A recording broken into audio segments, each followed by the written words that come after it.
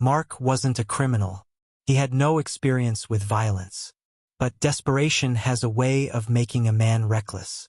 He stole a gun from a former associate and studied surveillance footage of a local bank. He convinced himself it would be simple.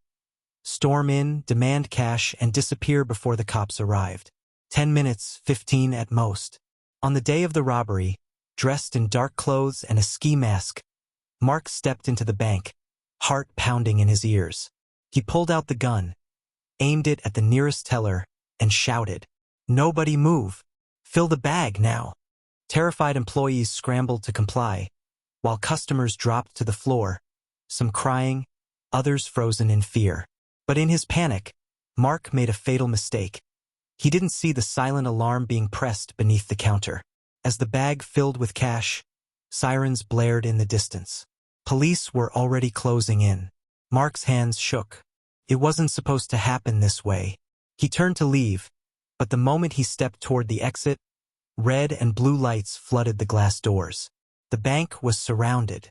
Through a megaphone, an officer's voice boomed, "Put down the weapon and come out with your hands up." Mark's breathing turned ragged. His mind raced for a way out. He had two choices, surrender or fight. Fueled by sheer desperation, he grabbed a young bank teller and yanked her toward him, pressing the gun to her temple. She sobbed, pleading for her life. "Let me out of here or she dies," he roared. The negotiators moved cautiously, urging him to stay calm, to talk, to reconsider. But Mark was past reason. His greed had led him here, and now it wouldn't let him go.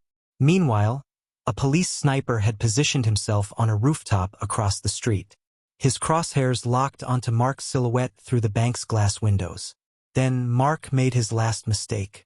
For just a second, he turned his head toward the approaching officers, just long enough. A single gunshot pierced the air. Mark felt an explosion of pain in his shoulder as he was thrown backward, his grip on the hostage releasing instantly. His gun clattered to the floor. Within seconds, the SWAT team stormed in. He barely had time to process what had happened before he was yanked up, cold steel handcuffs snapping around his wrists. His vision blurred. His body ached. His dreams of a comeback, of regaining everything he had lost, lay shattered around him, along with his life. Mark was sentenced to 25 years in prison for armed robbery, assault, and attempted murder. Sitting alone in his cell, staring at the cracked walls, he thought about all the choices he had made, the risks he took, the people he betrayed, the price he paid.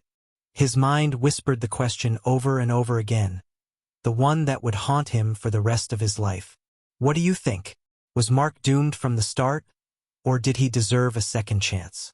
Let us know in the comments. And if you love gripping crime stories, hit that subscribe button for more.